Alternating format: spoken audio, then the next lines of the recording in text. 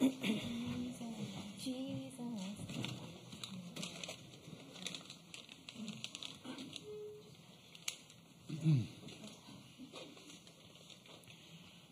right, we'll go ahead and get started. A reminder to please silence your cell phones, radios, or really just anything that can make any kind of noise. And then once you get the mic to ask a question, please make sure to give your name and affiliation.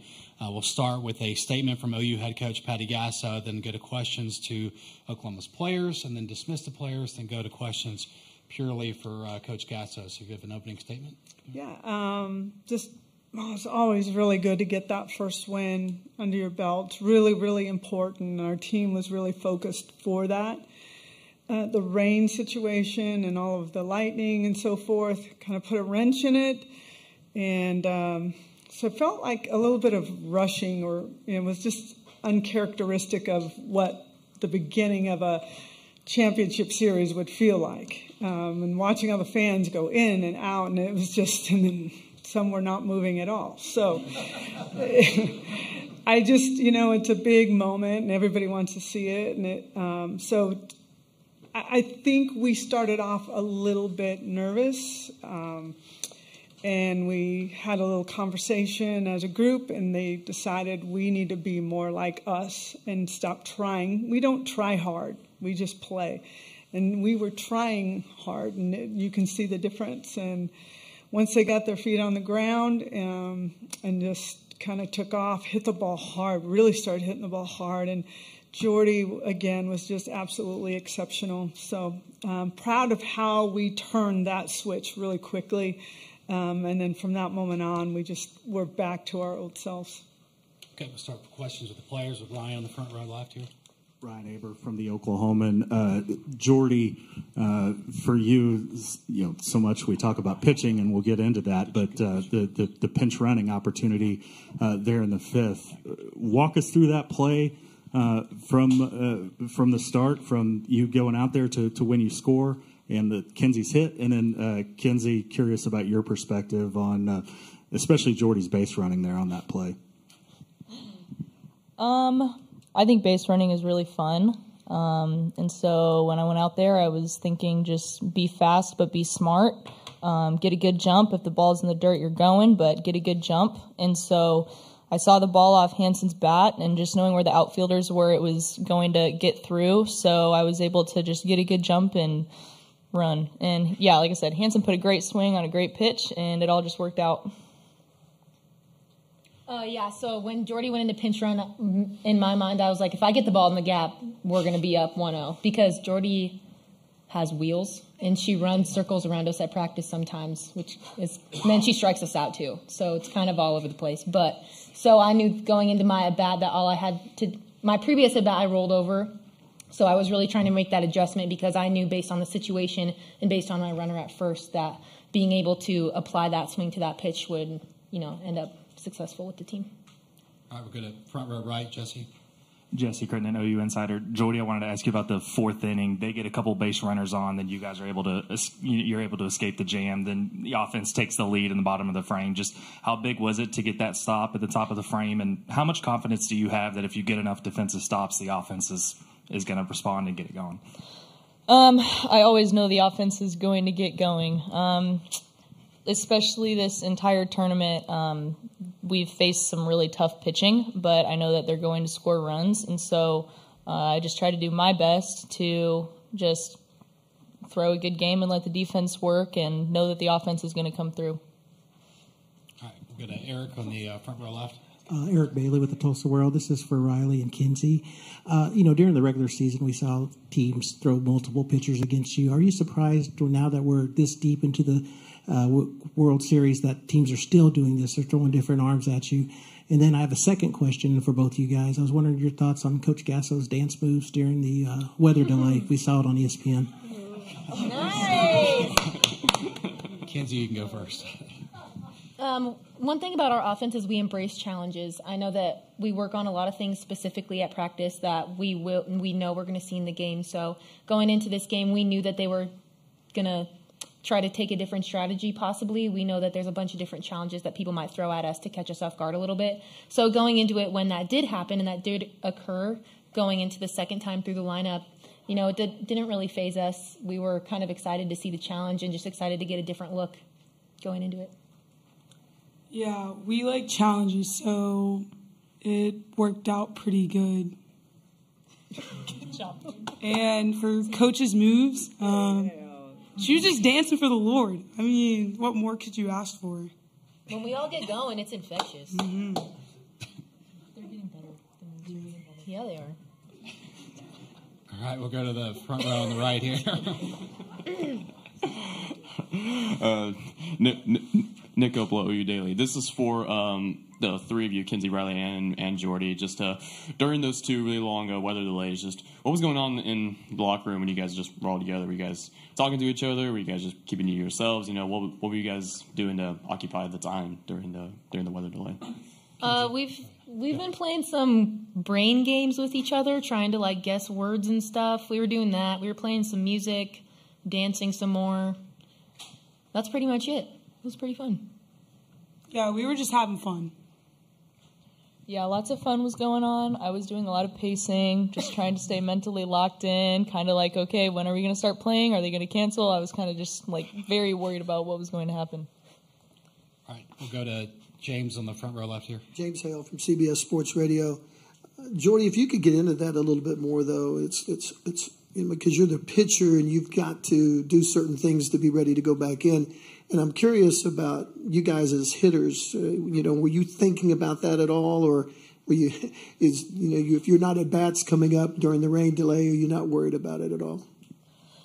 I would say from a pitcher's perspective or point of view, it's important to stay mentally locked in.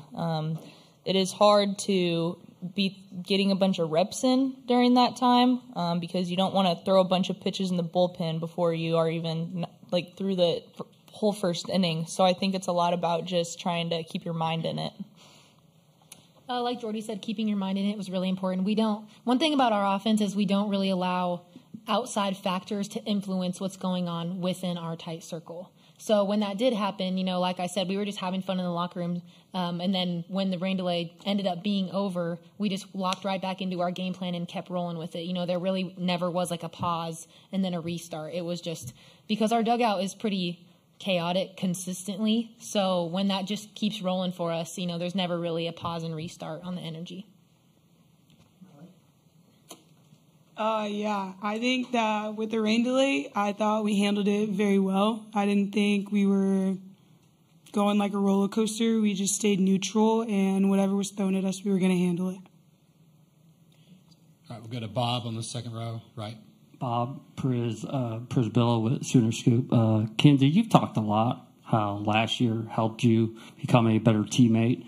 But as you've been healthy throughout this run, how much have you enjoyed it? How much have you appreciated being able to be healthy during this time of year? It's obviously my performance has been well, but the best part about it is being able to be with them, celebrating all of the great things that are going on. The team consistently with celebrations in the dugout, it's always so joyful all the time. So being able to be alongside them through their successes, that's my favorite part of it all, is being able to stand hand in hand and united with them, through anything that's thrown at us. All right, we'll go to George, second row left. This will be our last question we have for players. George Stoya with Sooner Scoop. Riley, I don't know if you know this, but you tied the single game record for doubles in the Champ Series game. What does that mean to you, I guess? What were you seeing tonight? What was working for you? And can you take us through the second one when you got hit with the ball and got to go to third? It doesn't really mean anything to me because I play for something more. It's cool. Not saying I don't care, but it's cool. What was the second question? What was going through? The second one when the ball hit you. Oh, it hit my hand. Yeah, that one hurt. Yeah, I was just celebrating and looking at my teammates firing them up, and it hit my hand, and then I went to third. So, yeah. Good job. All right, that's all the time we have for players. Thank you, Jordy, Riley, and Kinsey. Thank you. Thanks, everyone. And we'll get things started with Ryan on the second row, right, for Patty. Ryan Chapman, all Sooners. We're going to talk about Jordy's level of pitching here in a bit, but how important has this schedule been where you can throw Jordy in every single game and give her major innings 4 straight games at the World Series? She is made to be able to do that. She wants the ball like nobody's business. Not that we don't have faith in our others. It's just she is like a very, very hot pitcher right now. She's throwing the best she has all season right now. So you want to take advantage of that without running her too hard, where she's going to run out of gas, but she is just feeling it right now. And again, it's just that first game that's really important. And against a team like Florida State, I mean, you just got to go for it because they're so well coached. They run bases so well. There's things I'm watching that I'm like, we've got to do more of this. We got to learn how to do this better. So they are a very, very good team, top to bottom, in everything that they do. And it was a matter of like, we've got to get our feet on the ground, and Jordy was the right matchup for this first game, just to kind of allow us to get our feet on the ground. All right, we'll go to second row for James. James Jackson, 24/7 Sports. Coach, that fourth inning sparked a lot more for you all. Obviously, they changed pitchers. Did you see anything else that you all kind of performed there that changed the offense for you all?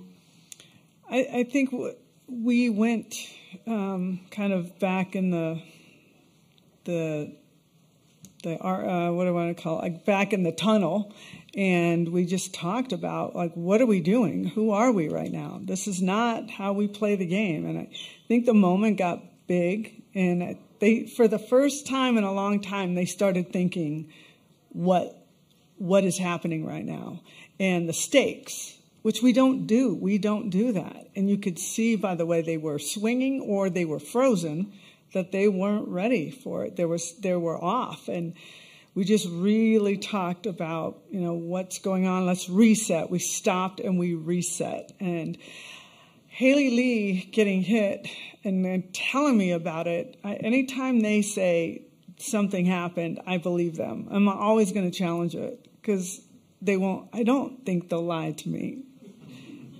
They probably have, but it has nothing to do with softball. So I had to listen, and that was big. That was big when we got that overturned, and then the momentum of bringing in Jordy. We needed a spark. We needed some kind of spark, and I think when Jordy comes in to run, our team gets kind of amped. And from that point on, everything just started to, we started finding some gaps and started to get a little more confidence in what we were doing. And just because I'm thinking about it, one of the biggest plays I felt of the game was Jada Coleman getting that ball in from center field to throw them out at second. That was huge. And we just needed momentum. We needed to continue to create momentum because Jordy was the only one doing it at that time. But I was really proud of them really turning things around very quickly and responding to the words we were talking about. All right, we're going to second row on the right, Jenny.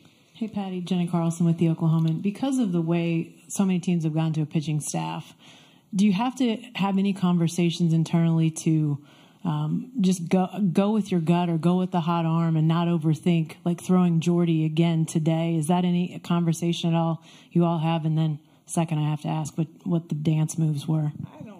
Okay, let's start with the first question because I don't. There is conversation without question, but what is really beautiful about this tournament is that you get days off, and that really helps pitchers a ton. And we have just a group of people working on our players, whether it's ice baths or massages and so forth. I mean, they have hands all over them trying to help them recover quickly, so that makes a big difference. I think our other pitchers understand, and they all want the ball, but they understand what's at stake because we're talking about it, and they don't question. They're hungry. They're waiting. Dance moves, I have no idea. How did they look? I did. Was I in the dugout or outside? Okay. Thank you. I'm happy that worked out. I was just feeling something. I don't know. I was wanting to play. Everybody gets really, the wait is hard. The wait from the moment you wake up till the moment you get here. And then a little bit of anxiousness, and then you have to wait, and you're coming out in the field, and you're just trying to get yourself back, So that's what I do. I don't know. All right, we'll go to front row, right? Tarek Monster with the Norman Transcript. Patty, you mentioned how aggressive this Florida State team can be, and they tried to be aggressive at times today. That's not something you've seen a whole lot of at this tournament. So was that something you had to prepare your team for coming in, and how do you think they handled that today? Absolutely. I think Jordy was a lot to do with handling that, but no, we talked a lot. Like, you keep your head up, you look ahead, you think ahead, because if you put your head down, they're gone, or they're going to make you pay. They're going to try to create chaos, and we understand that. And they make us better. When we played, when I knew Florida State was going to be in this championship, we faced each other before, and we've had battles, but they always make us play hard and better. And that is just a tribute to them, because we have to get ready for that. We have to get ready for their pitching staff, who they throw 4 pitchers in a 7-inning game, so you have to keep switching your mindset and keep switching your plan, and it's tough to prepare for them. And they're the real deal. They're that good. They really are. All right, we'll get time for 2 more. Second row left. The Oklahoman, you mentioned just how good Florida State's offense is. What does it say about this defense that even when you have 2 uncharacteristic errors, you're still able to contain an offense like this? Well, Jordy is a big part of the defense just by the location of her pitches and, keeping them off the base pass. But like I said, I think Jada Coleman's play was fantastic. And I saw Jada Coleman giving applause to the left fielder on that great catch that she made, because that game could likely have been over at that time. So there's nothing better than watching. To me, I love hitting, I love pitching, but I love great defense, because I think still defense wins championships. Right, that'll wrap things up for Oklahoma. Thank you, guys.